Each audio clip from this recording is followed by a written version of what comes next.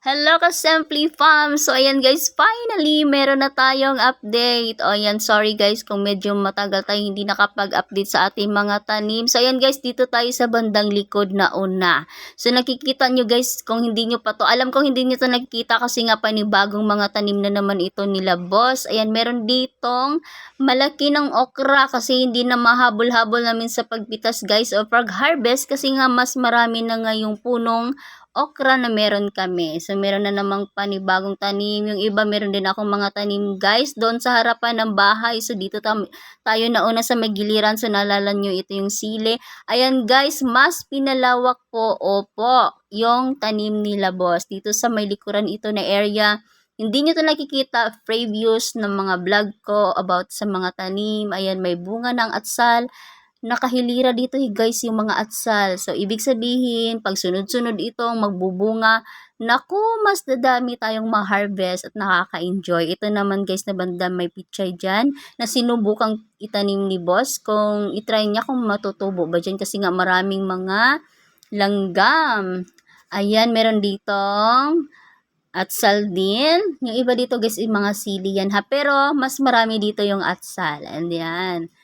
Marami talaga dito guys, mga buto-buto lang yan guys, ng mga tumutubo-tubo, tubo-tubo.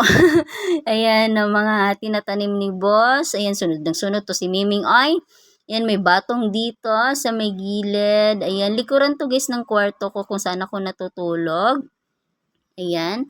And then, dito guys, more and more. And then, ito, meron naman panibagong watermelon dito. Ayan, meron ditong tawag nito, ano ba yan? Malunggay, tapos watermelon. So, yung watermelon na isa guys is meron na yung bunga, sayang at namatay siguro dahil sa lupa or sa sobrang init. Hindi ko malaman bakit namatay yun.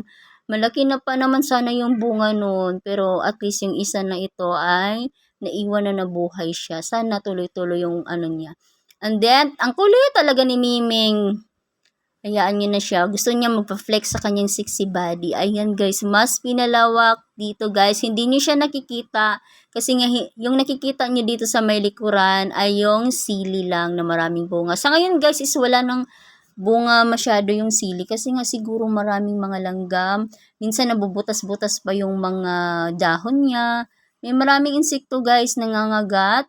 And then, minsan may mga tanim na rin kami na kumbaga namamatay na siya dahil siguro sa sobrang init ng panahon or dahil sa lupa, hindi siya nababagayan doon na area, kaya ganon. So, ayan guys, pa-flex ko talaga sa inyo ulit-ulit itong atsyal na to. Ang cute! Maraming ano guys, maraming bulaklak. Alam ko for sure, soon ay dadami ito at mas magandang tignan. So, dito naman tayo sa harapan. So, nakikita nyo, ito yung dating nakikita nyo. Yan, may bago pala kong tanim dito. Ayan, dito na banda, 'di ba? May tanim ito dati, hindi ko naalala kung ano 'yon. Parang ano 'yon, parang ganyan oh. Kamuti tops, parang ganyan. Tawag namin 'yan is ganas. Ayan, so meron ito bago kong tong tanim na okra. Ayan. Hindi namin nga mahabol-habol guys, kaya minsan yung mga okra dito lumalaki na, so hindi na siya pwedeng kakainin. Ayan, may saluyot dito. Ayan. May saluyot din. Ayan, maliit pa yung okra kasi nga bago lang yan natanim. And then, doon na bandang area doon guys. Alam kong nakikita nyo na yon. So, meron dyang nakahilirang kamuting kahoy. Anong punong kahoy? Kamuting kahoy. And then, papaya. Ayan, nakita nyo naman siya dati. Diba dati marami siyang bunga. Sa ngayon guys, hindi na siya gaano madaming bunga kasi nga yung iba kinakain ng mga ibon, yung iba is namamatay, yung iba is nahuhulog kusa, siguro dahil sa sobrang dami, nabibigatan na yung puno, daw. Yan, yung saging guys, medyo namatay yung Ayan, then meron din dito yung kalaban, nakita nyo naman. So, dito naman tayo guys. Alam ko nakita nyo na to kasi dati ko pa to na-update sa inyo yung kalamansi. Pero sa ngayon guys, mas maraming bunga na. So, alangan, mas matagal na tayong hindi nakapag-update. For sure, maraming pagbabago at may pinagbago. Kasi nga, pinakita ko na sa inyo yung mga nasa likod din na giant to guys na kalamansi ha. Tingnan nyo naman, ang daming bunga. As in, pwede na pang sausaw. Diba? Makalibre na tayo. May pang sausaw na tayo sa suka ba? Ang hilig ko pa naman sa kalamansi, ang dinababanguhan talaga ako. Ayan, meron pa dito mga maliliit. Ayan, tinuturo-turo ko pa dyan. Ayan, nakakahingal pala mag voice over. Ano ba? Pero dahil para nga sa mga nagtatanong kung ano na yung nangyari sa mga tanim nila, boss. And nakaka-happy guys kasi nga mahilig silang magtanim. Since mahilig sila magtanim, ako din mahilig magtanim. So nakakatuwa kasi kumbaga, meron na naman akong, aside sa YT, meron na naman akong another na libangan. Kumbaga, ayan guys, tingnan nyo naman yung papaya. Nakita na yan sa dati. Pinakita ko lang ulit kasi nga meron tayong mga kaibigan na hindi pa nakita sa mga tanim ko guys. And mahilig talaga ako sa pagtatanim. Dito naman tayo sa kabila. Ito kalamansi. Nakita nyo na rin ito. So, meron ng mga bunga. Yung iba nito, hindi ko alam guys, bakit nahuhulog yung mga bunga. Pero hinog naman. Hindi ko alam or dahil sa sobrang init. Kasi minsan pag hindi na siya fresh, pag nahuhulog siya, tapos parang tuyong-tuyo na yung bunga niya. Hindi ko alam. Ayan, meron dito, nakatabon. Dahil sa sobrang bunga nga, guys. Yung iba is na-harvest na namin, guys. Kaya hindi namin naipakita na syempre.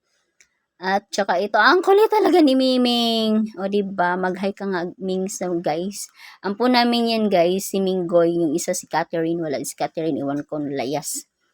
Ayan, giant ano siya guys, ha? Giant calamansi. O diba makalibre na tayo guys ng mga ano, mga panghalo-halo sa luto or lulutuin, mga gulay-gulay ba? Yan ang okra dito. Sobrang dami ng okra guys. Ito na lang yung naiwan na talong. And then, dito naman tayo, lakad-lakad. Dito, may kalabo pa or oregano. Ayan, yung marami na ding mga tanglad. Ayan, marami ng laya kasi nga. So, sobrang init. Laging ulan, laging init dito sa Davao, guys. Bihira dito umuulan. Ayan. So, dahil sa hindi na namin na-harvest yung talong, ayan, nag-yellow na. Siguro itatanim na namin ito. Nag-yellow-yellow na. Kakaiba kasing talong na to, bilog man. Ayan, may mga sangig dito. May mga, tawag nito, dito yung saging, si Miming, na makulit. Ang kulit, bulilit. Palagi talaga siyang sunod ng sunod sa akin. Siguro hinang pagkain na yan. Ayoko na pumunta doon. Ayan, malunggay yan. Ayan, may gabi doon na area. Ayan, guys. Dito yung saging na nalanta na dahil sobrang init. Itong papaya na to, nakita niyo na to siya dati. Parang palapit na nga ito guys. Oh, abot na yata to ng langit ba.